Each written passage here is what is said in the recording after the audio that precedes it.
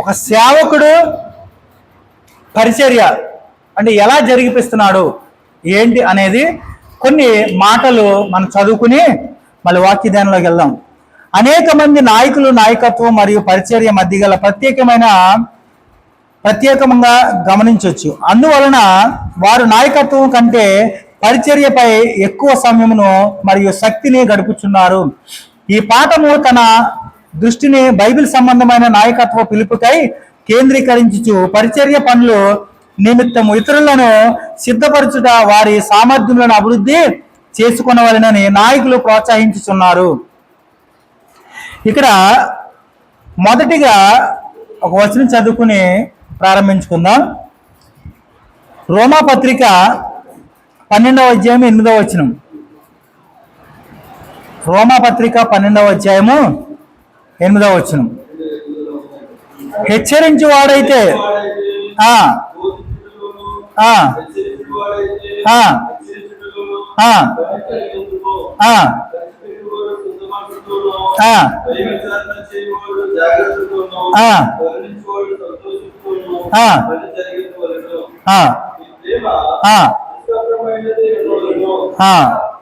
చాలండి.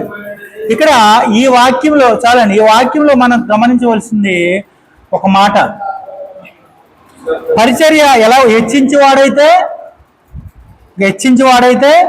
హెచ్చించుటలోను పని కలిగి ఇందుము.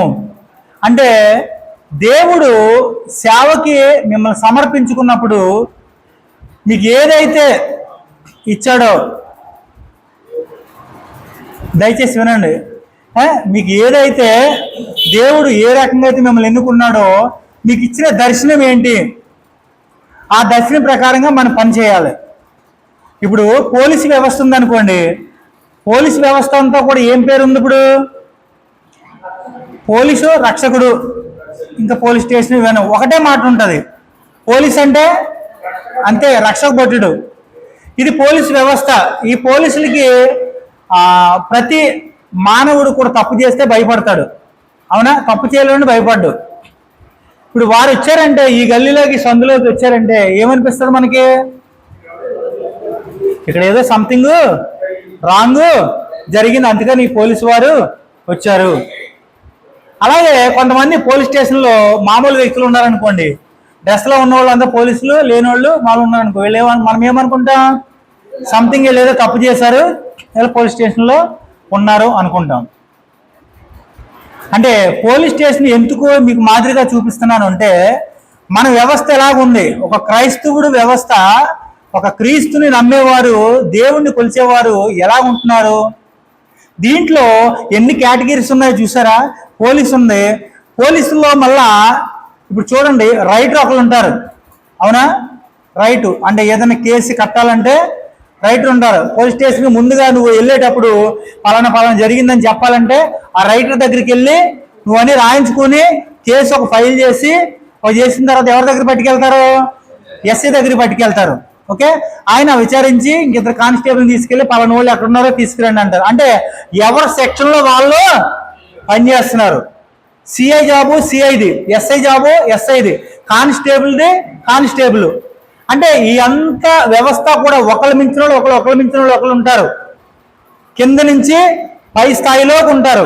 ప్రతి ఒక్కరు కూడా వాళ్ళకి అప్పగించిన పని వారు కరెక్ట్గా చేస్తారు, చేయించుకుంటారు కూడా వారు.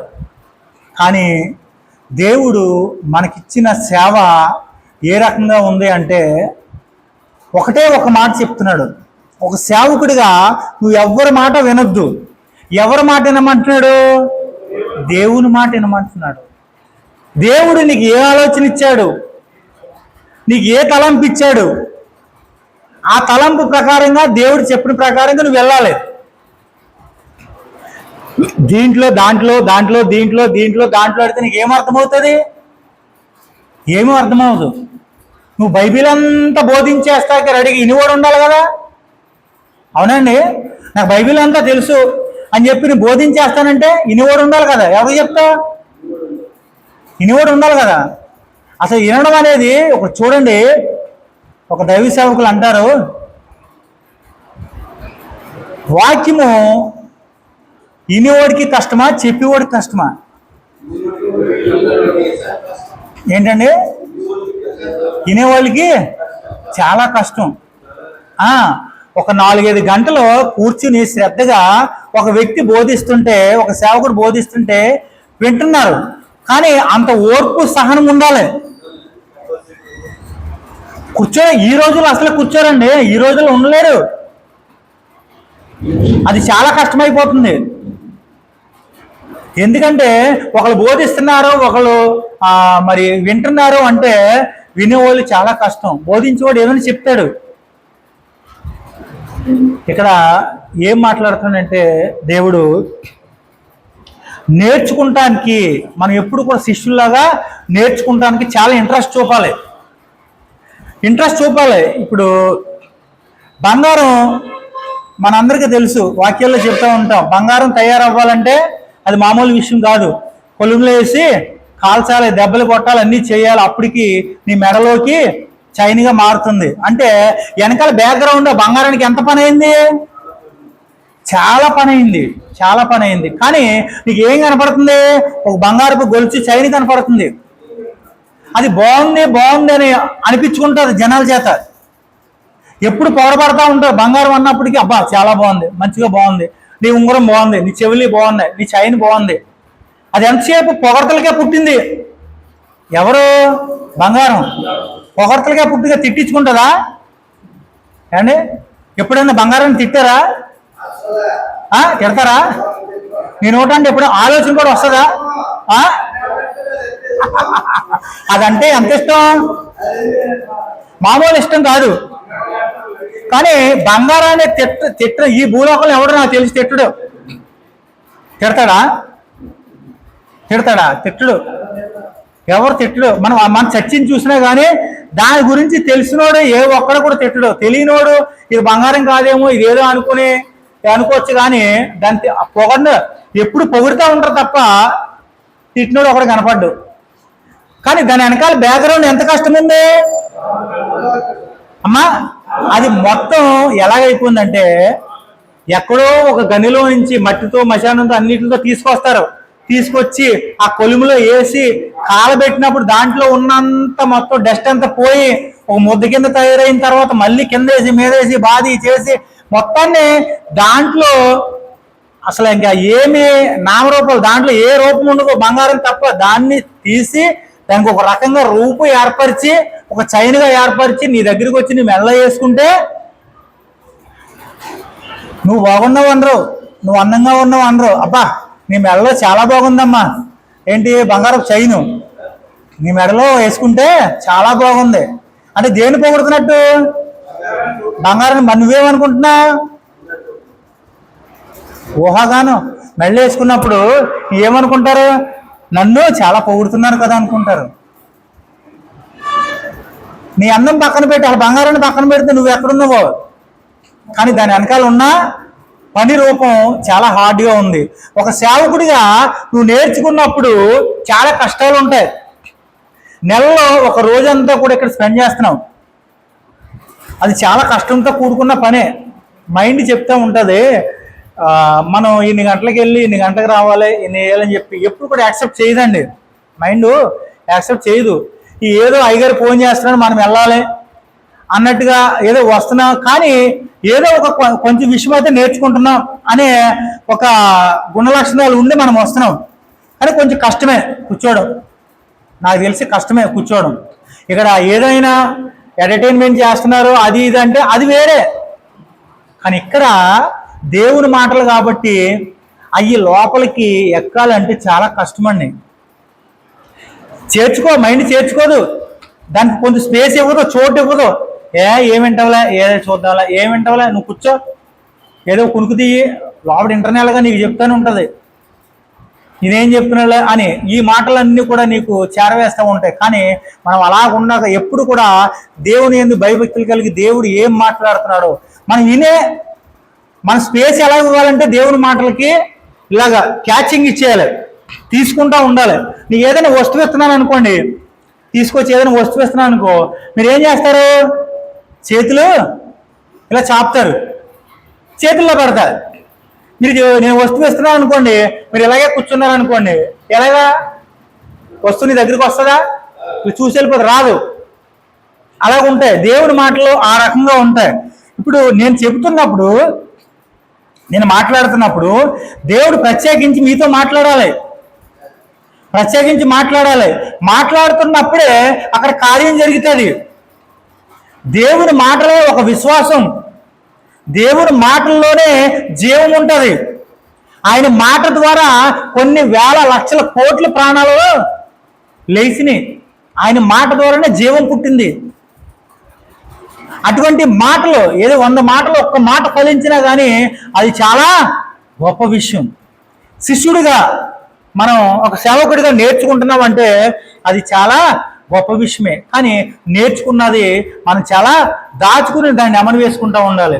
ఇక్కడ చూడండి, పరిచర్య, ఒక నాయకుడిది, ఒక సేవకుడి పరిచర్య ఎలా ఉంటుందో చూడండి.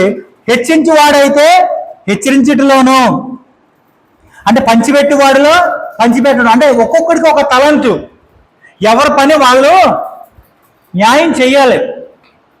నీకు సంఘంలో అంటే ఒక సేవకుడిగా నీకు ఏ దర్శనం ఇచ్చాడు, నువ్వు చెప్పే వాక్య విధానం ఎలాగుంటుందో నీ దర్శనం వేరే వాళ్ళకి రాదు. అందుకనే ఈ వాక్యం ఇక్కడ రాయబడింది. పై విచారణ చేయువాడు జాగ్రత్తతోనూ, కరుణించేవాడు సంతోషముతోనూ పని జరిగింపవలెను. ఎవరు విచారణ? పై విచారణ. దేవునితో సంబంధం కలిగి మనం ప్రతి మాట తీసుకోవాలి. అయితే మీకు ఇంతకుముందు చెప్పాను, నాయకులు పరిచర్య అనగా పనులు చేయుట ద్వారా సేవ చేయుట. ఓకే, పని స్పష్టముగా కనపడుట, వెంటనే చేయుట, భారముగా గుర్తి యోచించుట, తక్షణ అవసరతను చూచుట. అంటే ఇవన్నీ నాయకత్వం అనగా పనులు చేయబడుట, విధానము వివరించుట. ఇప్పుడు సపోజు కొంతమంది, అంటే మీరు సేవకులే కాబట్టి విశ్వాసులకి బోధించేటప్పుడు కూడా ఏ రకంగా ఉంటుంది అంటే, ఒక వ్యక్తి పని చేస్తున్నాడు అనుకోండి, ఆ పనిలో దేవునికి మహిమ రావాలంటే అతను ఏం చేయాలి? ఏమండి, పొలం పని ఉంది, పొలం పని అంటే ఇక్కడి నుంచి 2 జోడీగా వెళ్ళారు, ఇక్కడి నుంచి అక్కడ వరకు కూడా ఒక బోధులాగా తవ్వండి అని అప్పచెప్పారనుకోండి, ఆ పనిలో దేవునికి స్తుతి కలగాలి, దేవుడు వాళ్ళిద్దరిని మెచ్చుకోవాలి అంటే ఏం చేయాలి అమ్మా? పని నమ్మకంగా చేయాలి. దాంట్లో నమ్మకం ఏముందండి? పని తవ్వమంటారు, ఇక్కడి నుంచి అంత లెక్క గొయ్యి తవ్వకుండా వెళ్ళిపోతాడు, కాలువ బోధు అంతే అమ్మా. రైట్. ఇప్పుడు పని ప్రారంభించే ముందు వాళ్ళు ప్రార్థన చేయాలి. అక్కడ నీకు పనిచ్చిన వాడు ఒక అన్యుడు కావచ్చు. అన్యుడిని దేవునిలోకి నడిపించాలి అంటే వాళ్ళిద్దరు ఏం చేయాలి? నువ్వు అక్కడ బైబిల్ పట్టుకెళ్ళి దేవుడు ఇలాగా నీ కొరకు దేవుడు ప్రాణం పెట్టాడంటే వాడు వింటాడా? ఎండో. నువ్వు పనికి వెళ్ళావు కాబట్టి దేవుడు ఇచ్చిన ఒక అద్భుతమైన సాక్ష్యం ఏంటంటే, అక్కడ మీ ఇద్దరు ప్రార్థించుకుని ఇక్కడి నుంచి అక్కడ తవ్వాలనుకోండి, తవ్విన తర్వాత ఎలా తవ్వుతా ప్రార్థన చేసుకుని మొదలుపెట్టిన తర్వాత ఒకరి తర్వాత ఒకరు పాటలు. ఓకే, నీకు పొద్దు నుంచి సాయంత్రం దాకా పని ఉంటుంది. పాటలో 1 గంట సేపు పాటలు పాడుకోవడం, తర్వాత దేవుని ఆరాధించడం, కళ్ళు తెరిచే పని చేసుకుంటూ ఆరాధించడం. ఓకే, నీకు తెలిసిన వాక్యాన్ని కొద్దో గొప్ప సంఘంలో పరిచర్య నడిపిస్తున్నావు. ఆ పరిచర్య కొరకు నువ్వేం చేయాలంటే ఒక సాక్షిగా నిలబడాలి. అక్కడ బాబు, తమ్ముడు, నువ్వు తవ్వుతున్నావు, నేను మట్టి తీస్తున్నాను, నా సాక్ష్యం ఒకసారి దేవుడు నా జీవితంలో గొప్ప కార్యం చేశాడు అని అంటే, ఆ సాక్ష్యాన్ని చెప్పుకుంటే మధ్యలో వస్తూ ఉంటాడు నీకు పని ఇచ్చినాడు. నువ్వు పని మానకూడదు. అక్కడ ఏమిటి? నువ్వు మాట్లాడుతున్నా పని మానకూడదు, నువ్వు పాట పాడుతున్నా నోరేం చేస్తుంది? దేవుడు స్తుతిస్తూ ఉంటుంది. నువ్వు పని చేస్తూ ఉంటావు, చేతులు పని చేస్తూ ఉంటాయి. వాడు ఏమనుకుంటాడు? అరే, ఇంత నిష్టగా పని చేస్తున్నారు వీళ్ళు, ఇంత ఇలాగా దేవుని కొరకు వాడబడుతున్నారు అంటే దేవుడు ఎంత గొప్ప దేవుడు ఆలోచన మొదలవుతుంది. కానీ నువ్వు పని చేస్తున్నప్పుడు, తర్వాత నువ్వు భోజనం చేస్తున్నప్పుడు ప్రార్థన, సరే ప్రార్థన కూడా ఎలాగా, అక్కడ సమయం కట్ట అన్నీ బాగున్నాయి కొంచెం ఉందనుకోండి, అతనికి సాక్ష్యం చెప్పక్కర్లేదు, అతను నువ్వు దేనిలో నడిపించక్కర్లేదు, నువ్వు చేసే క్రియల్లోనే, నువ్వు చేసే పనిలోనే అక్కడ ఏముంటుంది, ఖచ్చితంగా క్రీస్తు కనపడతాడు అక్కడ. అటువంటి ప్రసంగాలు చేసి అటువంటిగా ఒకరిని లైవ్గా ఏర్పాటు చేసి మనం చెప్పాలి, ఖచ్చితంగా ఆ వ్యక్తి మారతాడు.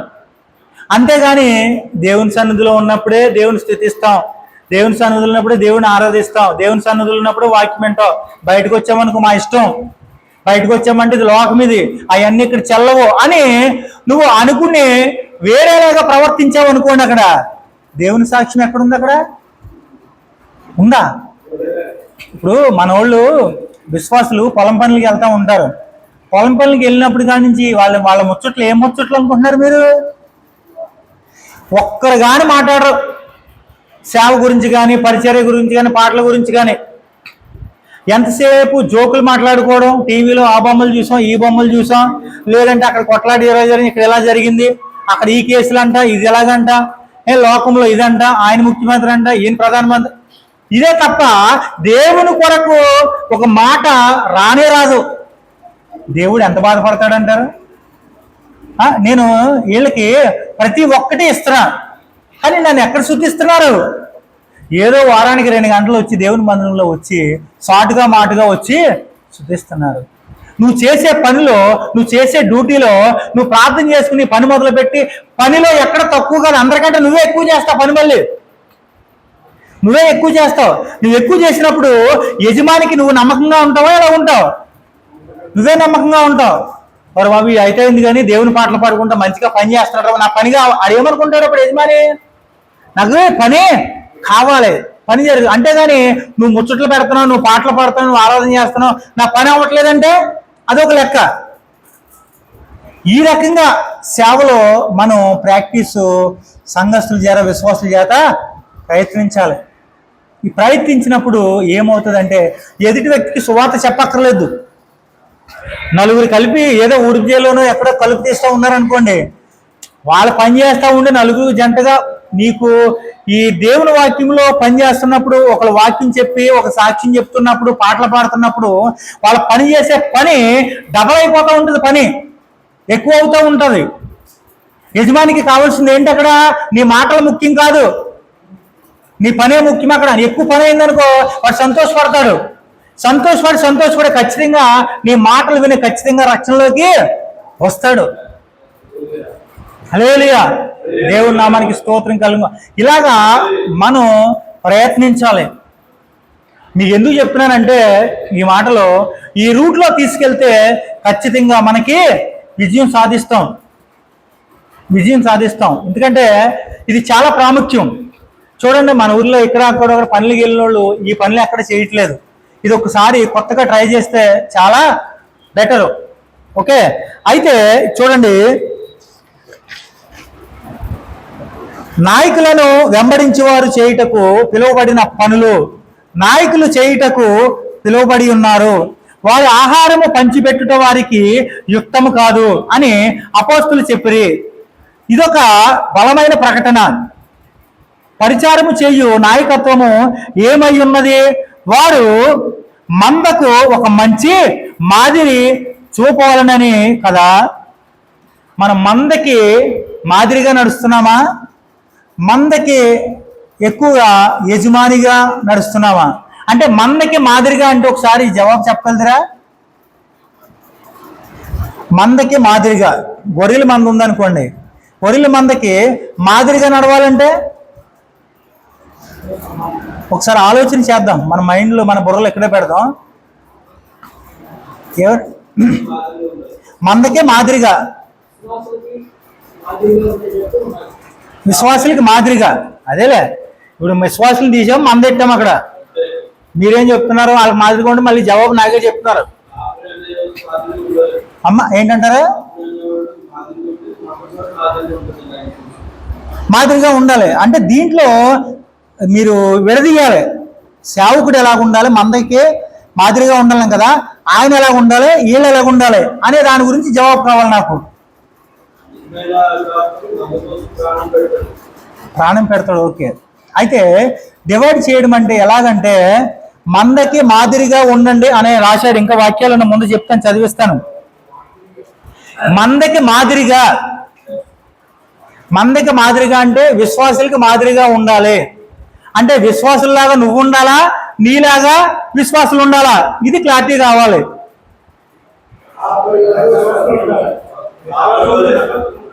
ఏంటండి? విశ్వాసుల్లాగా ఉండాలా? రైట్, దారిలోకి వచ్చారు. అయితే ఇక్కడ చూడండి, నిన్ను పోలి విశ్వాసులు నడుచుకోవాలి. అర్థమవుతుందండి? నిన్ను పోలి నడుచుకోవాలి. ఇప్పుడు నన్ను పోలి నడుచుకోండి అంటే నేను పెద్ద ఏదో ఉత్తముడిని, నేనేదో పెద్దని కాదు. కానీ క్రీస్తు ఏ రకంగా అయితే నడుచుకున్నాడో ఆ రకంగా నేను నడుచుకున్నా నా ప్రకారంగా మీరు నడుచుకోండి. నీ మీద ఏ మచ్చ, డాగు, ముడత ఏమి ఉండకూడదు. అంటే నువ్వు మందకి మాదిరిగా ఉండాలి. ఏ విశ్వాసి కూడా నీ మీద చెడ్డగా మాట్లాడకూడదు. ఏ ఒక్క దాంట్లో కూడా ప్రతి చిన్న అమ్మాయికి కానీ చిన్న అబ్బాయికి కానీ జవాబు చెప్పే పరిస్థితిలో ఉండాలి. నీకేం కలదరా నువ్వు, నీకు సమాధానం చెప్పేదేంటి అనొచ్చా? ప్రతి విశ్వాసికి జవాబు చెప్పాలి. నువ్వు అడుగుతారా? వాళ్ళు అడుగుతారప్ప, నీ పిల్లలు వాళ్ళకి కావాల్సింది అడుగుతారు, వాళ్ళకి డౌట్ ఉంది, నువ్వు తీర్చాలి. నువ్వు తీర్చుకోకుండా అలా ఉంటే ఎలా కుదురుతుంది? మందకి మాదిరిగా అంటే వాళ్ళు చెప్పినట్టు నువ్వు నడుచుకోమని కాదు. పై విచారణ కర్తున్నాడు అక్కడ దేవుడు నీకు, ఆయన చెప్తాడు, ఆయన ప్రకారంగా నువ్వు జీవించు, ఎక్కడ లోటు చేయొద్దు. కానీ వాళ్ళు అడిగినప్పుడు మాత్రం ఖచ్చితంగా సమాధానం చెప్పు. మందకి మాదిరిగా అంటే మందకి ముందు నడవాలా, మందకి వెనక నడవాలా, మంద పక్క నడవాలా, మంద ఈ పక్క నడవాలా? ఎక్కడ నడవాలి? ముందు నడవాలి. హల్లెలూయా. సేవకుడిగా మనం కొన్ని విషయాలు నేర్చుకున్నప్పుడు మనకి కొంచెం బలం వస్తుంది. శారీరకమైన బలం వేరు, ఆత్మ బలం వేరు. ఆత్మలో బలం ఉన్నవాడు చాలా ధైర్యవంతుడు. అసలు ఏది వచ్చినా కానీ ఎదుర్కొన్నా ఫుట్బాల్ ఆడేద్దాం అంటాడు, అంతే. మామూలుగా కాదు. అసలు ఏదైనా నీ మీదకి ఏదైనా వ్యతిరేకంగా గొడవ వచ్చిందా, అరే నేను ఏ తప్పు చేయలేదు, నేను ఎవరిని ఏం అనలేదు, నేను యథార్థంగా ఉన్నా, నేను భయపడేదేంటి? ఆడు వచ్చి పొడిసినా చంపినా కానీ చస్తే దేవుని రాజ్యంలో ఉంటాం, బతికితే నీతి నిజాయితీగా దేవుని బిడ్డగా పేరు తెచ్చుకుంటాం. హల్లెలూయా. అంత గట్టి నమ్మకంతో ఒక పరిచర్య మనం నడిపించాలి. పరిచర్యలో అనేక శోధనలు వస్తాయి, అనేక వేదనలు వస్తాయి, అనేక బాధలు వస్తాయి. దాని ద్వారా వీక్ అయిపోకూడదు. వీక్ అసలు మనం వీక్ అనే మాట రాకూడదు మన నోటంట. అండ్ అయ్యగారు ధ్యానిస్తున్నారా వాక్యాన్ని ధ్యానిస్తున్నారా? ఓకే. అయితే ఇక్కడ చూడండి, మనం ఎప్పుడైతే బలం కలిగి ఉంటామో, ఆత్మ బలం అనేది చాలా ప్రాముఖ్యం. నువ్వు ఎంతైతే బలంగా ఉంటావో నీ విశ్వాసులు కూడా అంతే బలంగా ఉంటారు. నువ్వు ప్రతి మనిషికి జవాబు చెప్పాలి, ఎవరిని కూడా తీసిపడేయకూడదు. సంఘంలో అవిశ్వాసులు కొన్ని చిన్న తప్పులు కనపడవచ్చు. దాన్ని బహిరంగంగా ప్రదర్శించామనుకోండి, మరి రేపు పొద్దున్న చర్చికి వస్తాడా? ప్రభువులో పాల్గొంటున్నాడు, బాప్తిసం తీసుకున్నాడు, ప్రభువులో పాల్గొంటున్నాడు, నెలకొకసారి వస్తున్నాడు, నీకు మధ్యలో ఎక్కడో కనిపించాడు, ఏదో సంథింగ్, ఏ సినిమా హాల్ దగ్గర, ఇక అది మనకి అన్ని తెలుసు కాబట్టి కనపడిన ప్రదేశంలో కనపడ్డాడు. ఓకే, కనపడినప్పుడు నువ్వేం చేయాలి? అప్పుడు దాని పరిష్కరణ ఎలా చేయాలి? అతనే నీ సొంత బిడ్డ అనుకో, ఏం చేస్తావు? పర్సనల్గా ఇంటికి తీసుకొచ్చి, ఎవరు లేనప్పుడు బాబు రే ఇలా చేస్తున్నావు, మనకి ఎంత అవమానం, మన సంఘంలో ఏమైపోతుంది మన పేరు, నేనేమైపోవాలి? నేను వాక్యం చెప్పిన ఒక సేవకుడిగా, నా కొడుకుగా నువ్వు ఈ రకంగా చేస్తే ఏమైనా ఉందా అసలు? మరి బాప్తిసం తీసుకున్నావు, ప్రభువుల్లో పాల్గొంటున్నావు, నువ్వు పలానా చోట ఉంటున్నావు, ఏంటి? నేను కాబట్టి చూశాను, వేరే వాళ్ళు చూస్తే ఏమనుకుంటారు? ఇది మంచిది కాదు, ఇది మానే నాన్న, ఇది బాబు, ఏంటి నీకు ఏం లోపం? ప్రార్థన చేద్దాం, ఏమైంది, నువ్వు అలా ఎందుకు వెళ్ళావు, ప్రార్థన చేద్దాం, దీని గురించి ఆలోచించు అని మనం చెప్పుకుంటాం. కానీ ఈ రకంగా సాతాను గాడు నిన్ను ఎలా వాడుకుంటున్నాడు? అప్పుడు వేరే క్రియేట్ చేసేస్తున్నాడు. వేరేది ఏం క్రియేట్ చేస్తున్నాడంటే వాడికి నీ ద్వారా చెడ్డ సమాచారం వెళ్ళిపోతుంది.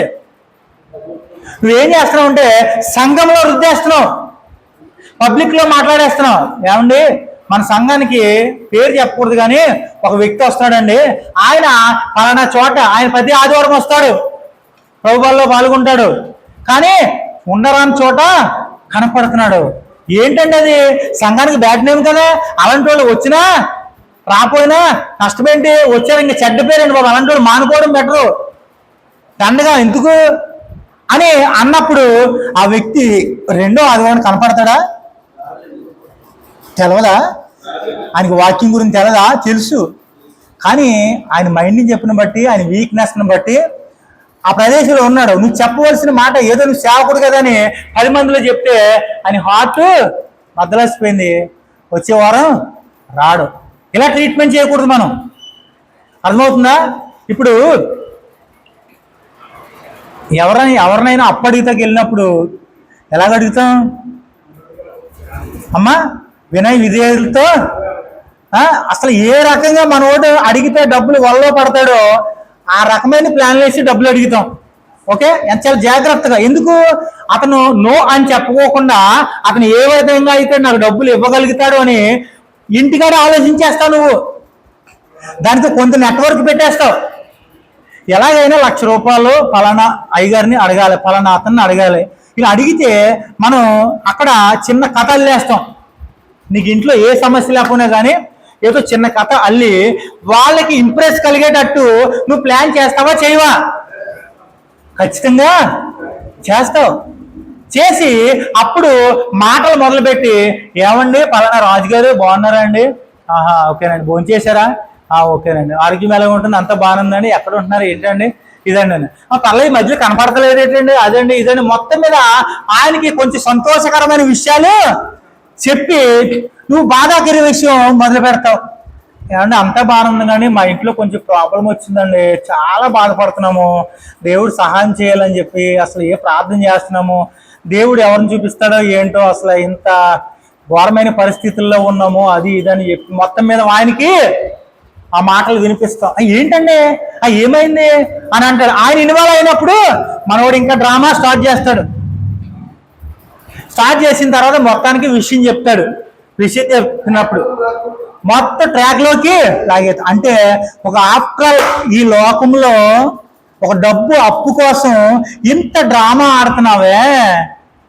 ఒక విశ్వాసి దారి తప్పిపోతున్నప్పుడు నువ్వు డ్రామా ఎందుకు ఆడలేకపోతున్నావు? దేవుడు నామానికి స్తోత్రం కలిగింది కాక. లేలియా, నువ్వు ఎందుకు ఆడలేకపోతున్నావు? లేదా ఉత్తప్పుడు ఉపయోగిస్తావే. ఇప్పుడు నేను అక్కడ ఏమి దొంగ మాటలు చెప్పు, ఏదో అబద్ధాలు చెప్పమంటలేదు. ఆ వ్యక్తిని మళ్ళీ నువ్వు ఆ ప్రమాదంలో నుంచి తీసుకొచ్చి దేవుని మందిరంలో కూర్చోబెట్టాలంటే నీ బుర్రకు పని పెట్టాలి. అవసరమైతే 10 రూపాయలు ఇచ్చి అక్కడి నుంచి తప్పించాలి. అటువంటి సేవకుడిగా, అటువంటి పరిచారకుడిగా నువ్వు ఉండాలి. అంతేగాని చేతులారా నువ్వు వదిలేసుకుంటే ఏమవుతుంది? ఏదో దూరపు కొండలు నునుపుగా ఉంటాయంట. నువ్వు ఇక్కడ దగ్గర సంఖలో ఉన్న పిల్లల్ని వదిలేసి, దగ్గరున్న విశ్వాసులను వదిలేసి ఎక్కడికో దూరం వెళ్ళిపోయి వాళ్ళ గురించి ప్రార్థన చేసి వాళ్ళని రమ్మంటే అంత దూరం నుంచి ఇంత దూరం ఒక వారం వస్తారు, ఒక వారం కనపడరు. నీ ఇంటి పక్క వాళ్ళు, నీ చుట్టుపక్కల వాళ్ళు దగ్గర సంఘానికి వస్తలేదంటే ఏంటి పరిస్థితి? నువ్వు చేసే సేవ ఎలా ఉంది అంటే మందకి మాదిరిగా ఉండాలంటే అంటే నీ ప్రవర్తన వాళ్ళకి నచ్చట్లేదు. నువ్వు అడగాలి, ఏమ్మా ఏంటి ఇంతకుముందు వచ్చేవారు ఇప్పుడు రావట్లేదు, ఏంటమ్మా నేనేమన్నా తప్పు చేశానా, నేనేమన్నా ఇదా? పర్లేదు చెప్పండి, నేను నేర్చుకుంటాను. పర్లేదు చెప్పండి, మీకంటే ఎవరుండ, మీరు మా వాక్యం ఒకసారి వింటారు, కానీ మాలాంటి వాళ్ళు పెద్ద పెద్ద వాళ్ళు ఎన్ని వాక్యాలు వింటారు? ఏం నేర్చుకున్నారు? మాలో ఏమైనా లోపం ఉందా? మాలో ఏమైనా లోపం ఉందమ్మా? మా భార్యలో ఏమైనా లోపం ఉందా? మేమేమన్నా కొంచెం ఏదైనా ఎక్స్ట్రా చేస్తున్నామా ఏంటి అని ఆ మాట అడిగిన ఒక్క సేవకులు లేరు. ఎంత చిన్నపోతామో ఆ మాట అడగడానికి ఇంటర్నల్గా ఒక ఫీలింగ్ వచ్చేస్తుంది. అరే ఎందుకండి నీకు ఆ ఆత్మలు కావాలి, ఆ కుటుంబం అంతా దేవుని మందిరం రావాలి. ఒక్కసారి అడిగావంటే జీవితాంతం మళ్ళీ దేవుని మందిరం మానరాళ్ళు. అరే సేవకుడు, అంత పెద్ద సేవకుడు నా ఇంటికి వచ్చి ఇంత తగ్గించుకుని నాతో ఇలా మాట్లాడాడు అని ఒక ఆలోచనలోకి వెళ్ళి స్టాండర్డ్గా ముద్ర అయిపోద్ది అక్కడ. మా పాస్టర్ గారు జీవరత్న వే గారు, అస్సలు ఆయన సేవ అంటే చాలా అద్భుతం అండి. ఎంత ఎలాగా మెదుటి మనిషి తిట్టినా కానీ ఇట్లా తుడుచుకుని, సరే అమ్మా ప్రభు స్తోత్రం, వెళ్ళొస్తాము, దేవుని చిత్తం అయితే వచ్చేవారు. రాము వచ్చే ఆదివారం కూడా, పర్లేదమ్మా దేవుడు కార్యం చేస్తాడమ్మా, అలాగేలాగమ్మా కోపపడకూడదు, కోపము సైతాన్ గారిదే, మనది కాదు, మన ప్రేమ కలిగి ఉండాలి అనేవారండి. ఆయన ముఖం మీద డోర్ వేసేసేవారండి. ఆయన పాపం సైకిల్ మీద వచ్చి సైకిల్ స్టాండ్ వేసి ఆయన సైకిల్ మీద వస్తున్నాడంటే ఎక్కడో అక్కడ సెట్ అయిపోయి ఆయన ఎలా బయటికి గెంటేయాలని ఇంట్లో వాళ్ళు ప్లాన్లు వేస్తే ఆయన ప్లాన్లు వేసినా కానీ ఆయన బాత్రూంలోకి వెళ్ళినా కానీ ఎటు వెళ్ళినా కానీ కొంచెంసేపు నుంచుని దారంటే ఎవరైనా వెళ్తే వాళ్ళతో మాట్లాడి వాళ్ళు ఎప్పుడు డోర్ తీస్తారో అప్పుడు మాట్లాడదామని వెయిట్ చేస్తూ ఉండేవాడండి. ఆయనకి ఇదే పని. మేము పక్క నుండి చూస్తూ ఉండేవాళ్ళు, ఏంటి వ్యక్తి ఇలా చేస్తున్నాడు, ఇంత రెక్లెస్గా ఉంటున్నాడు, రాడేంటని. వెళ్ళలేదు అని ఆయన వచ్చి, ఏమ్మా బాబు బాగున్నావమ్మా, ఏంటి ఇది ఇందాకనికి వచ్చాను, వీళ్ళు లోపల ఉన్నారు, ఏదో ఏం చేస్తున్నారు అని. పని ఉందండి బయటికి వెళ్తున్నాము. సర్లేండి బయటికి వెళ్ళరండి, ఎప్పుడు వస్తారండి, ఎప్పటికప్పుడు వస్తా అంటే సమాధానం ఎదుటి వ్యక్తి ఎలా చెప్తున్నారు. ఈయనలో ఇంత కోపం కూడా ఉండేది కదండి. చాలా అసలు మీరు చెప్తే నమ్మరు. చర్చి పక్కన సంత మార్కెట్ ఉంటుంది. సంత మార్కెట్ ఉంటే దాదాపు 2 గంటలు 3 గంటలకి ఏటను కోసేసి తగిలిచ్చేవారండి. ఏటను కోసేసి తగిలిచ్చిన తర్వాత తెలుసు కదా, మేకను కోసి తగిలిచ్చిన తర్వాత తొడలు తగిలిచ్చి ఉన్నప్పుడు మంచి ఫ్రెష్గా ఉండి, ఈయన చర్చి పక్కనే ఉన్నప్పుడు ఇలా వెళ్ళిన అబ్బా మంచి వేడిది అసలు. ఆ టైంలో ఒక 1/4 కిలో 1/2 కిలో తెచ్చుకుని మాంసం తెచ్చుకుని కూర వండుకుని తింటే అదొక రకమైన ఇష్టం కదండి. ఫస్ట్ తింటే ఫస్ట్ కట్ చేసి తీసుకుంటే అప్పుడు ఆయన ఏం చేసేవాడంటే ఇలాగొచ్చి ఏమండి మటన్, ఆయన పేరు ఉందబ్బా, ముస్లిమ్స్ అతను, ఆయన లేడండి ఇప్పుడు చనిపోయాడు, మస్తాన్ గారు. ఏంటి మస్తాన్ గారు బాగున్నారా, ఏంటి బాగానే ఉన్నవాడి, చెప్పండి ఏంటి వచ్చేసారు అనేవాడు. ఏంటి వచ్చేసం లేదండి, ఎంతండి ఇది మాకు కేజీ ఎంత పడుతుంది ఏంటండి, ఎంత పడుతుందని అని. సరే అని చెప్పి అటు ఇటు చూసి మళ్ళీ వెళ్ళిపోయేవాడు. ఇంటికి వెళ్ళిపోయిన తర్వాత 1 గంట తర్వాత మళ్ళీ వచ్చేవాడు.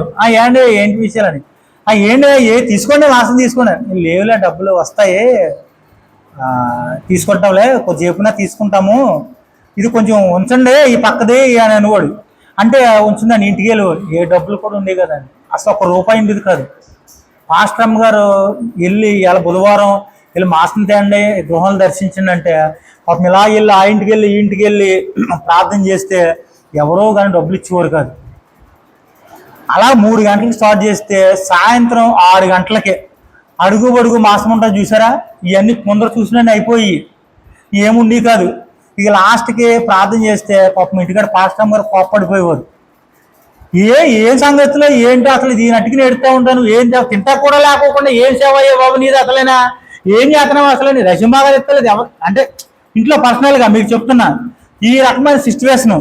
ఈయన సైకిల్ వేసుకుని అలాగా మొత్తం ఆ ఊరండి మామూలుగా తిరిగి ఎవరు తగులుతారు ఏంది, లాస్ట్కి ఎవరోకలు ₹5 ₹10 ఇస్తే 1/4 కిలో కూడా మాసం రాదండి, డబ్బులకి ఎవరు 1/4 కిలో కూడా రాదు.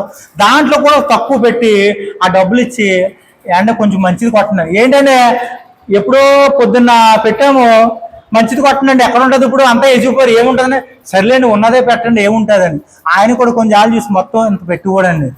పెట్టిన తర్వాత ఆ పరిస్థితి అసలు ఒక లైవ్గా చూశానండి నేను. నాకు చాలా బాధ, నాకు కూడా అలా ఏమి ఉండేది తింటాకే మామూలుగా. ఆ లైవ్గా చూస్తే ఎంత బాధ అనిపించిందోనండి.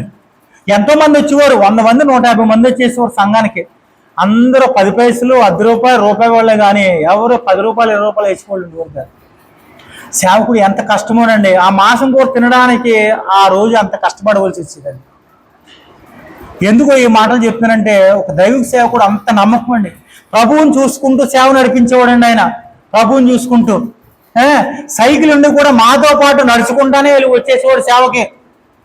తేపర తెలుసు కదండి, మోర్త నుంచి తేపర నడుచుకుంటా పాటలు పాడుకుంటూ వెళ్ళిపోవాలి. అయ్యగారు మీ సైకిల్ ఉంది కదా తొక్కుని వెళ్ళిపోండి పాస్టర్ గారిని తీసుకుని, అబ్బాయి లేదు మీతో పాటే నేను కూడా, మీరు నడిచినప్పుడు నేను అడవలేనా, మీరు ఇంకా పని చేస్తున్నారు, నాకు ఇదే పని అని అందరినీ మొత్తం పాటలు పాడుకుంటూ పేపర్ తీసుకెళ్ళిపోతే అక్కడ బల్లకొట్టు ఉండేది.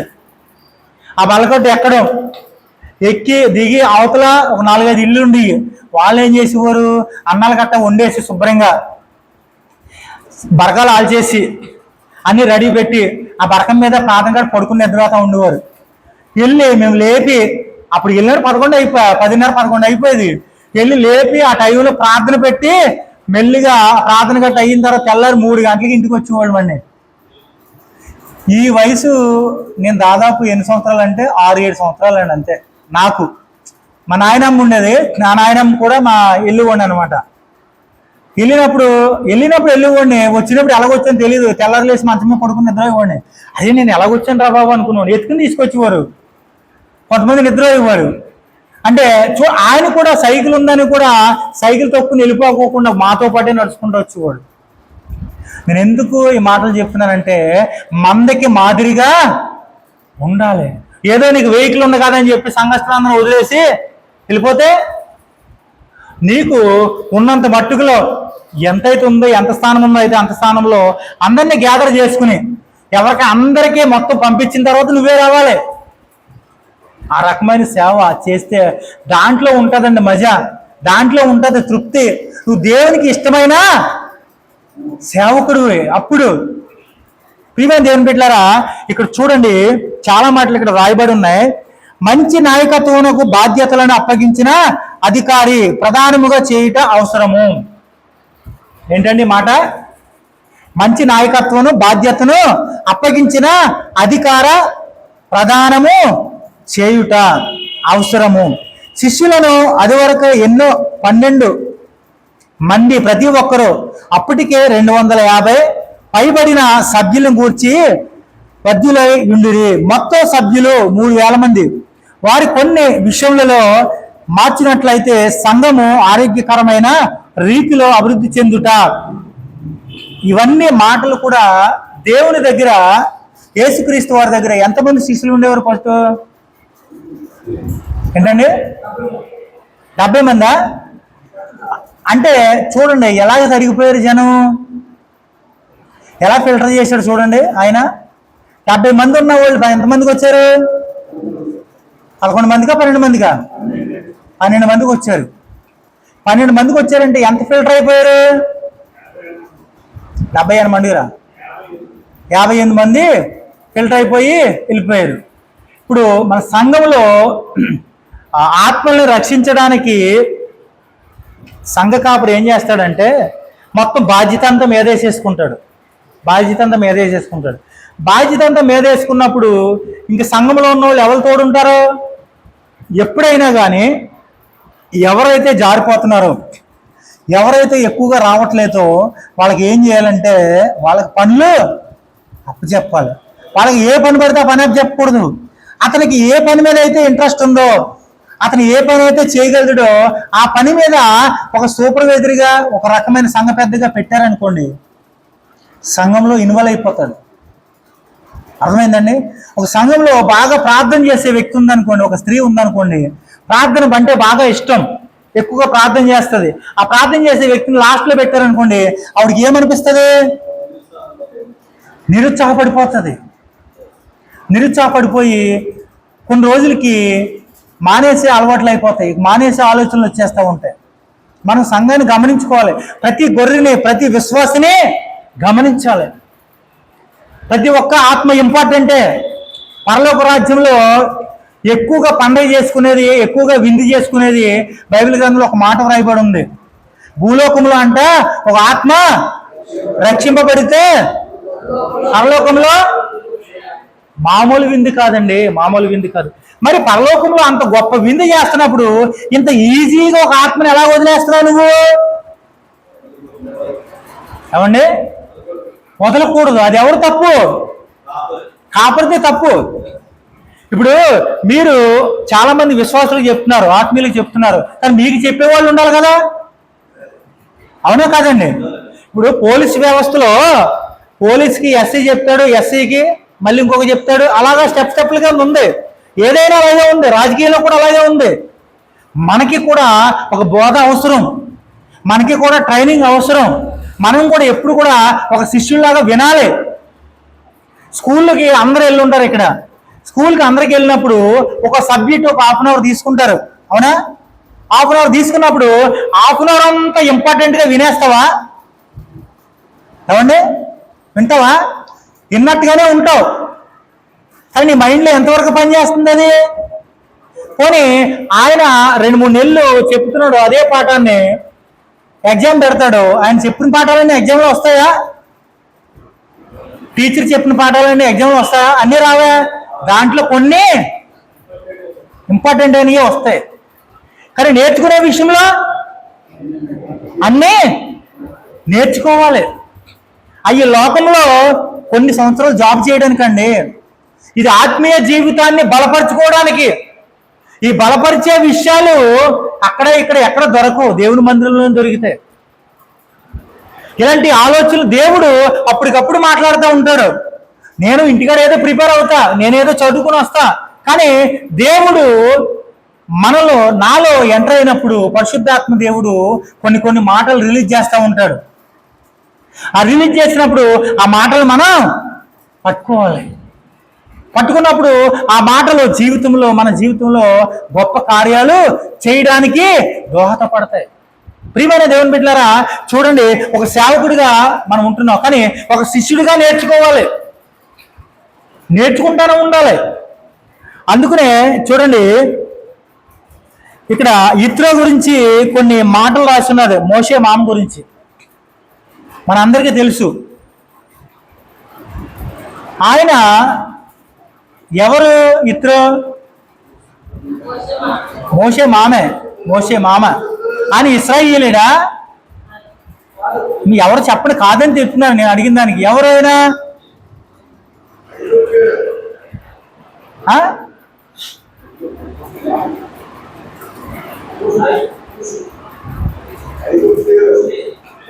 ఆయన ప్రదేశం ఏంటండి?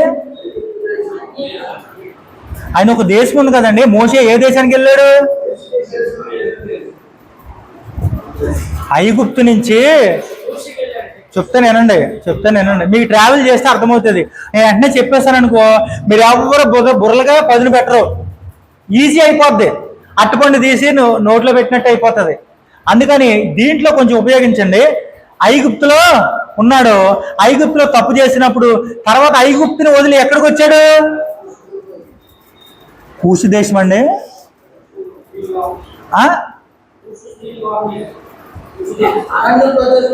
అరణ్య ప్రదేశమే. అది ఏ దేశంలోకి వచ్చాడు? అక్కడ ఏ దేశం పేరుందా, గుర్తుందా?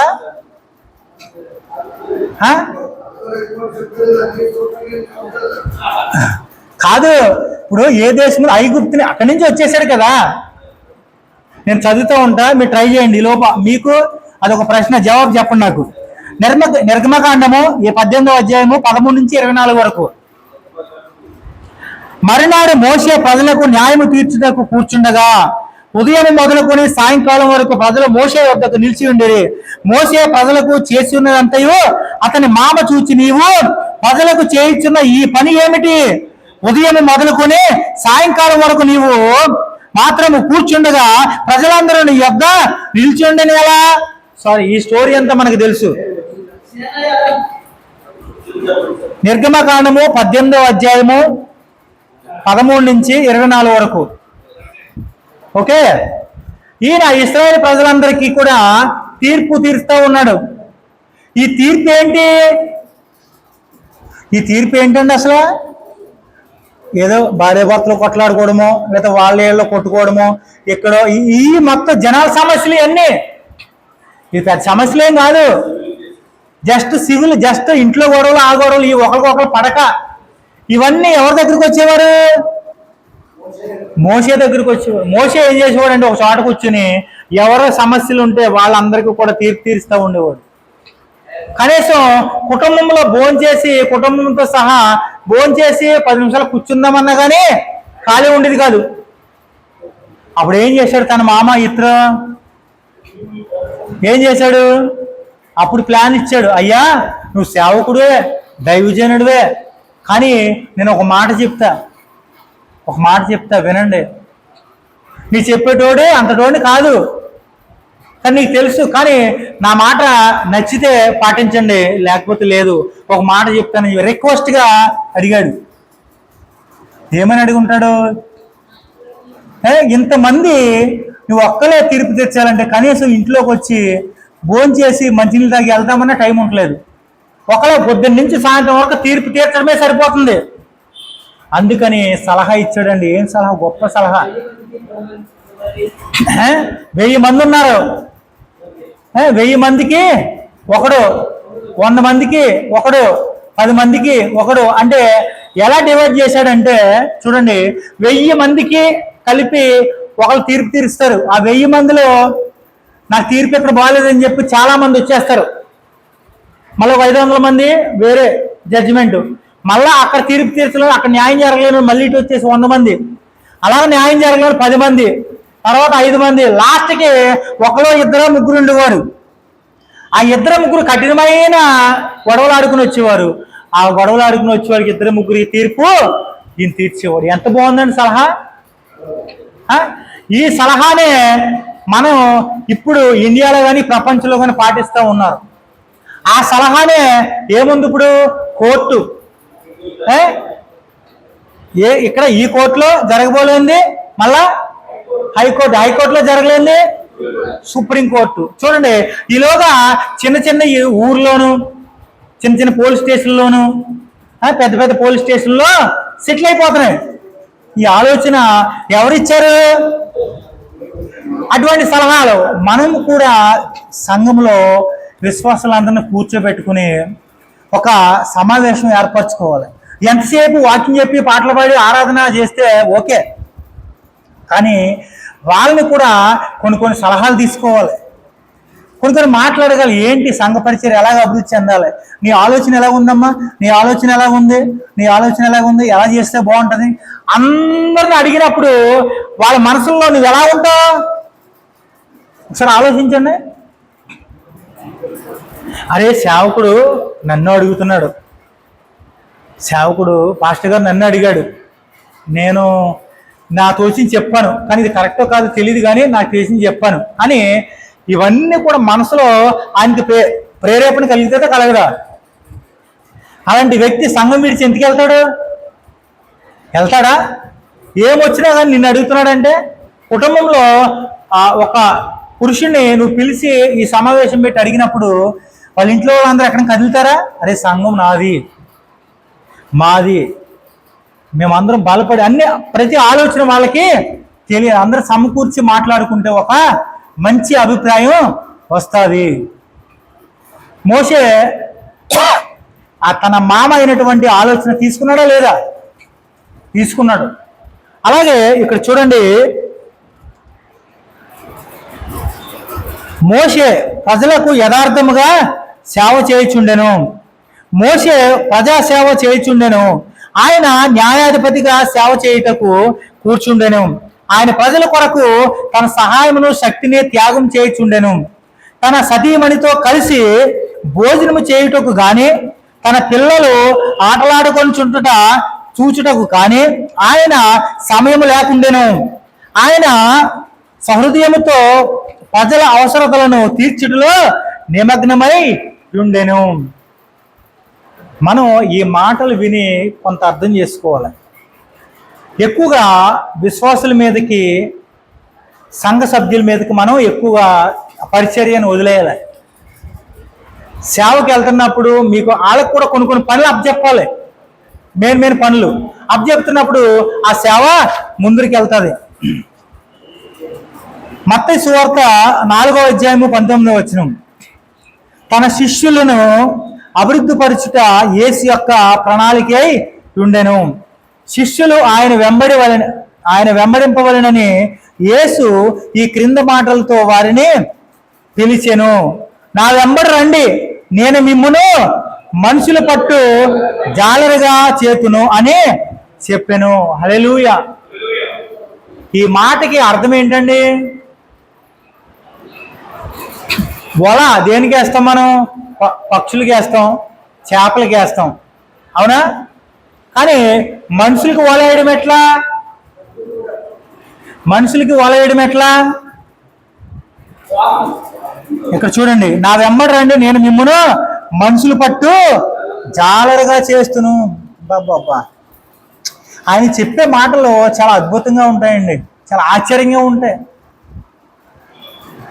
మనుషులకి వల. అసలు నార్మల్గా మనం మనుషులుగా మామూలుగా మాట్లాడుకుంటే ఈ మాట అన్యులతో మాట్లాడామనుకో, అన్యులతో షేర్ చేసుకున్నాం అనుకో, ఆయనకి ఏం తెలుస్తుంది? మనుషులు పట్టే జాగ్రత్తగా చేస్తాను. ఏంట్రా నువ్వు వల వేస్తే మనుషులు ఎవరు పడతాడు? అని చెప్పే మాటలో చాలా అర్థవంతమైన మాట. అది జ్ఞానవంతులకి, తెలివైన వారికి అర్థమవుతూ ఉంటుంది. అంటే ఒక మనిషిని ఎలా పట్టాలి, ఒక చేపల్ని ఎలా పట్టాలో నీకు తెలుసు, ఒక పక్షుల్ని ఎలా వలవేయాలో తెలుసు.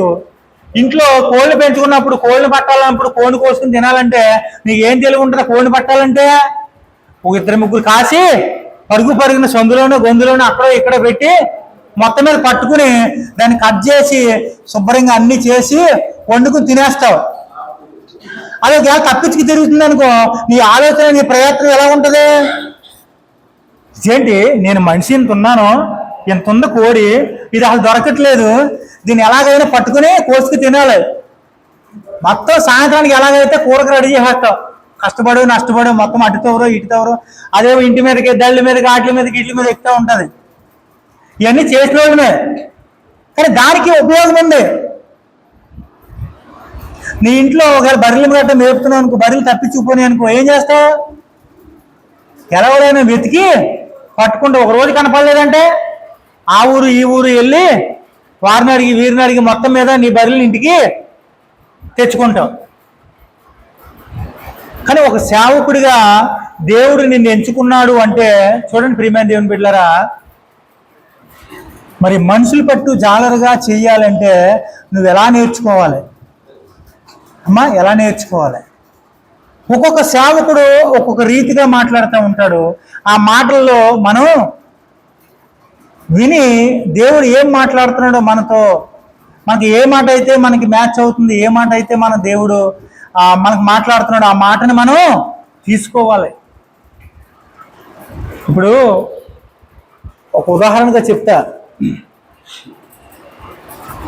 వరి పంట వేస్తున్నారు కదండి.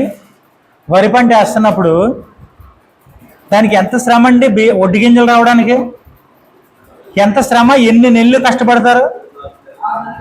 6 నెలలు. 6 నెలలకి నారు పోసేసి ఊడు పూడ్చి మొత్తం అవి కోత కోసి కుప్పనూర్చి ఆ ధాన్యం ఇంటికి వచ్చేసరికి 6 నెలలు పడుతుంది కదా. 6 నెలలు పడుతుంది ఒడ్డు గింజలు. దాంట్లో తప్పలు గిప్పలు అన్నీ తీసేసి మళ్ళీ తర్వాత అది అన్నం కింద మారాలంటే మళ్ళీ దాన్ని మిషన్లో వేసి మళ్ళీ బీపి గింజలు, దాన్ని మన నోటి దాకా రావాలంటే దాన్ని ఏం చేయాలి? మళ్ళీ అన్నము వండి. కానీ ఆ అన్నం వండినప్పుడు ఒకసారి ఆలోచించండి, అది బియ్యం గింజగా మారుతుంది. బియ్యం గింజగా అంటే ఒడ్డు గింజగా ఉన్నప్పుడు ఫుల్గా ఉంటుంది ఒడ్డు గింజ, అది మిషన్లో వేసేటప్పుడు ముక్కలు అయిపోతాయి. అవునా? ఎందుకు అవుతున్నాయి అలాగా నూకల కింద?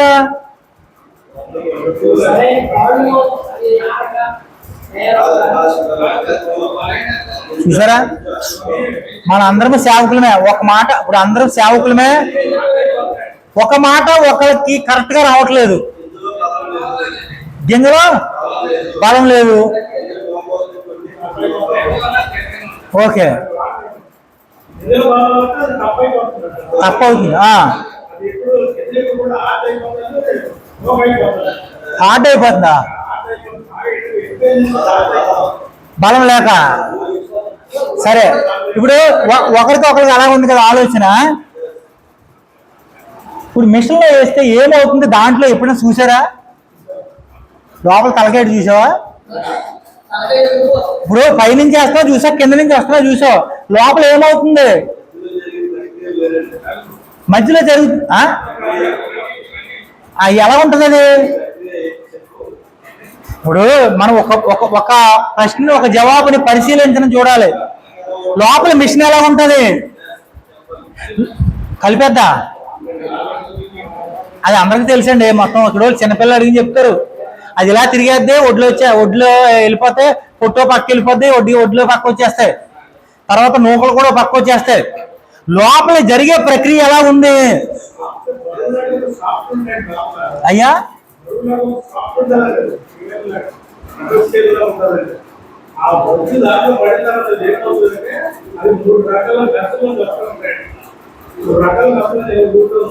ఓకే సరే, ఇది స్పష్టంగా లోపల ఆ ఒడ్లు వేసినప్పుడు బియ్యం వస్తున్నాడు, ఆ మిషన్ లోపల ఎవరు చూసారు చెప్పండి? చూడలేదంటే చూడలేదు, మీరు ఊహించి చెప్పొద్దు నాకు. ఎవరు చూడలేదు, చూసారు చెప్పండి. ఇప్పుడు ఎవరన్నా చూసారా ఏండి? ఎవరన్నా చూసారా? లోపల మిషన్ ఎవరన్నా చూసారా? అంతే కదా.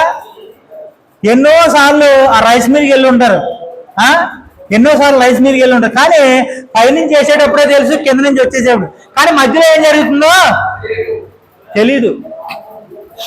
దాంట్లో ఇంత రాడ్లు ఉంటాయి, ఇలా పుల్ల ఉంటుంది, దాన్ని తిరుగుతున్నప్పుడు ఆ ఒడ్డు గింజలు ఆ రాళ్ళకి తగిలినప్పుడు పొట్టలు పగులుతూ ఉంటాయి. ఏమంటే మీ సంభాషణ మీద ఇక్కడ వాక్యం చెప్తున్నాను నేను, కొంచెం డిసిప్లిన్ పాటించండి. అయితే ఆ లోపల ఆ దెబ్బకి తగులుతూ ఉన్నప్పుడు కొంత దానికి లైట్గా చిన్నగా తగులుతుంది, ఒకదానికి గట్టిగా తగులుతుంది. గట్టిగా తగిలింది ఏమవుతుందంటే పగిలిపోద్ది. అది మీడియంగా తగిలిన దానికి ఏమవుతుందంటే ఓన్లీ దాని పొట్ట ఇప్పినప్పుడు తొక్క బయటకు వస్తుంది, బీకించిగా ఉంటుంది. అంటే ఎంత నాశనం అయిపోయినాయి దీంట్లో, ఎంత నూకల కింద మారిపోయినాయి. ఓకే, నూకల కింద మారిపోయి నూకలు సారబెడతాం, బియ్యం సపరేట్గా అమ్ముతారు, అది ఇంటికి తీసుకొస్తాం, ప్యాకింగ్ చేసేటప్పుడు అది చేసేటప్పుడు. ఇంటికి వచ్చిన తర్వాత వంట చేసేటప్పుడు బియ్యం కడుగుతున్నప్పుడు ఎన్ని గింజలు కింద పడిపోతాయి? ఆ గింజలు బతికేం కావాలి? అసలు వాటికే మనసు ఉంటే, వాటికే ఒక జీవితం ఉంటే అవి ఏమనుకోవాలి? అరే ఇన్ని సంవత్సరాలు, ఇన్ని నెలల నుంచి నేను ఎక్కడో పుట్టి ఎక్కడో పెరిగి ఒరిచేనులో పెరిగి ఒక ఒడ్డి గింజగా బయలుదేరి, తప్ప కింద కూడా కాదు, ఒడ్డి గింజగా బయలుదేరి మిషన్లోకి వెళ్ళి ఫిల్టర్ అయ్యి మంచి బియ్యం గింజగా వచ్చి వీళ్ళు ఇంటికి వచ్చిన తర్వాత ఈమె ఏం చేస్తుంది? బియ్యం కడిగి నన్ను ఒక డ్రైనేజీలో పడేసిందే. నేను వేస్టే కదా, నేను నాది బలం, నా దగ్గర ఏమీ లేదే, నేను పాడైపోయినట్టే కదా. అది ఎంత బాధపడి ఉంటుంది. కానీ కొన్ని బియ్యం గింజలు మంచి అన్నము అవుతున్నాయి. ఓకే, అది అక్కడ బాధపడుతుంది డ్రైనేజీలో. ఏం చేస్తావు? పడుగు అంతా తీసుకెళ్ళి అక్కడ పడేస్తాం కదా. తర్వాత అన్నం వండుకున్న తర్వాత ప్లేట్లో పెట్టుకున్న తర్వాత ఎంత అన్నం తింటున్నావు నువ్వు? ఎంత అన్నం తింటున్నావు? ఎంత వేస్టేజ్ చేస్తున్నావు? ఎన్ని మెతుకులు పోతున్నాయి? నువ్వు అన్నం తిన్నప్పుడు ఒకసారి ఆలోచించారా? ఏం కాదు, కొంచెం చేతికి కొన్ని అన్నం మెతుకులు ఉంటాయి, అవునా? ప్లేట్కి కొన్ని అన్నం మెతుకులు ఉంటాయి, మళ్ళా ప్లేట్ చుట్టూ అన్నం మెతుకులు ఉంటాయి. ఎన్ని పాడు చేస్తున్నట్టు నువ్వు? వాటికే మనసు ఉంటే, వాటికే జీవితం ఉంటే ఎంత బాధపడి ఉంటాయంటారు? నేను ఎంత బతికి ఇంటెంకలు చచ్చినట్టు ఎక్కడి నుంచో వచ్చి, ఎక్కడి నుంచో పెరిగి, ఎక్కడికో వెళ్ళి, ఎక్కడి నుంచో వచ్చి, ఎంతమందో మోసి, అలాగొచ్చి ఇలాగొచ్చి నేను డబ్బుల చేత కొనుక్కుని ఇంటికి వచ్చిన తర్వాత మళ్ళా ఫిల్టర్ చేసి మళ్ళీ కడిగి పొయ్యి మీద పెట్టి మళ్ళీ అటు పోయినాయి మళ్ళీ తర్వాత కనీసం నోటు దాకా వచ్చినాయి, నోట్లోకి వెళ్ళకుండా అన్నం మెతుకుని పడేస్తున్నావే. ఈజీగా చూస్తా కడిగేస్తున్నావు చేతులు. ఇక్కడ చూడండి, మనం భోజనం చేస్తాం కదా మధ్యాహ్నం, ఎన్ని అన్నం మెతుకులు కింద అడిగి తొక్కేస్తాం మనం, ప్లేట్లో చెత్తబొట్లో పడేస్తాం. పడేసినప్పుడు ఎన్ని అన్నం మెతుకులు ఉంటాయి? కొంచెం అన్నం ఎక్కువైంది అనుకోండి, మళ్ళీ దాంట్లో దిగబెట్టేస్తే అయ్యి పడేస్తాం.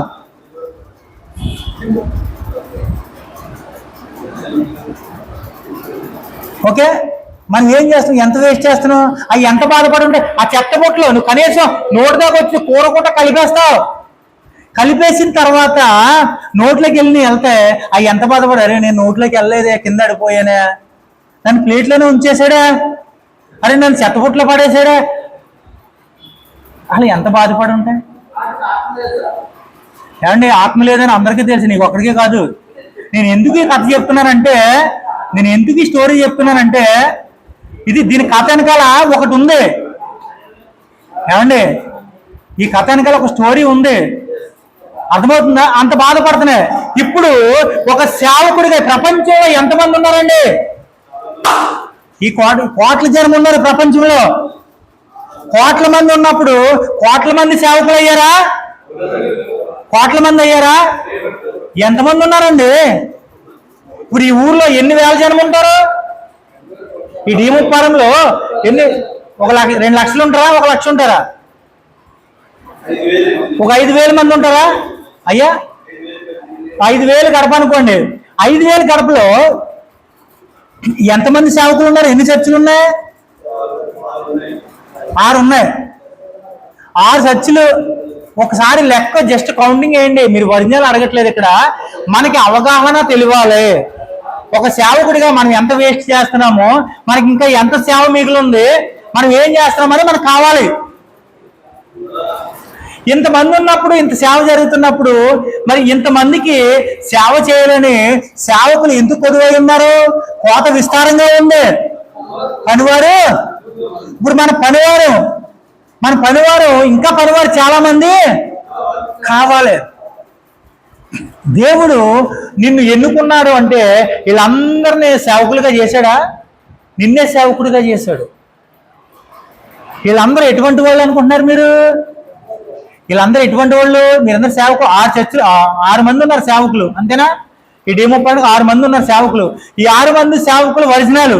వీళ్ళందరూ అన్నమెత్తలు. వీళ్ళందరూ కూడా మిల్లీలో జారిపోతాం, రైస్ మిల్లీలో జారిపోవడం, లేదంటే వచ్చిన తర్వాత ప్యాకింగ్ చేసినప్పుడు కొన్ని కింద అడిపోవడం, తర్వాత మళ్ళీ ఇంటికి వచ్చిన తర్వాత మళ్ళీ బియ్యం కడిగినప్పుడు మళ్ళీ అయ్యిపోవడం, మళ్ళీ అన్నం కలుపుని కూర కలిపి మళ్ళీ కింద దగ్గరికి వచ్చినప్పుడు కూడా జారిపోవడం, ఇంకా అసలే వేస్ట్ అని చెప్పి మొత్తం పెంటలో పడేయడం. అలా జారిపోయిన వీళ్ళందరినీ కూడా రక్షించాలి అంటే మనకి ఎంత పని ఉందండి? ఇప్పుడు ఎంత పని ఉంది? అన్నం మెతికే కదని ఈజీగా వదిలేస్తున్నాం. ఆ 2 మెతుకులు దొరకని వాళ్ళు కూడా చాలా మంది ఉన్నారు. వాళ్ళు కూడా చాలా మందికి సేవ చేయాలని ఆశ ఉంటుంది. కానీ నీకు ఒక ప్రత్యేకమైన స్థానాన్ని ఇచ్చాడు ఈరోజు దేవుడు. ఆ స్థానాన్ని ఎలా వాడబడుతున్నావు ఒకసారి ఆలోచించండి. ప్రియమైన దేవుని బిడ్డలారా, ఆలోచించండి. మనం ఎంత వేస్ట్ చేస్తున్నాం, దేవునిలో ఎంత ఖర్చు పెడుతున్నాం, దేవునికి ఎంత బలాన్ని ఇస్తున్నాం, ఎంత సమయాన్ని ఇస్తున్నాం. దేవునికి కావాల్సింది నీ సమయం, దేవునికి కావాల్సింది నీ బలం, నీ ప్రయాస. అందుకనే దేవుడు నిన్ను వాడుకుంటున్నాడు, నిన్ను ఏర్పరచుకున్నాడు. మరి దేవునికి సంబంధించిన ప్రతి పని నీకే అప్పగింపబడుతుంది. ఈ రోజున సేవలో ఎలాగైపోతుందంటే దాని గురించి డిస్కషన్ చేసుకోవడం అనవసరమేమో అనిపిస్తుంది. చాలా మన సేవకులు కూర్చుని మాట్లాడుకుంటే చాలా సంభాషణ వెళ్ళిపోతుంది. ఓకే, చాలా సంభాషణ అంటే మామూలు సంభాషణ కాదు. బయట ఏం జరుగుతుంది అనే దాని గురించి తెలుసుకుంటే చాలా దారుణంగా ఉంది. ఈ దారుణమైన విషయాల్ని చర్చించుకుంటే మనకి ఏమొస్తుంది?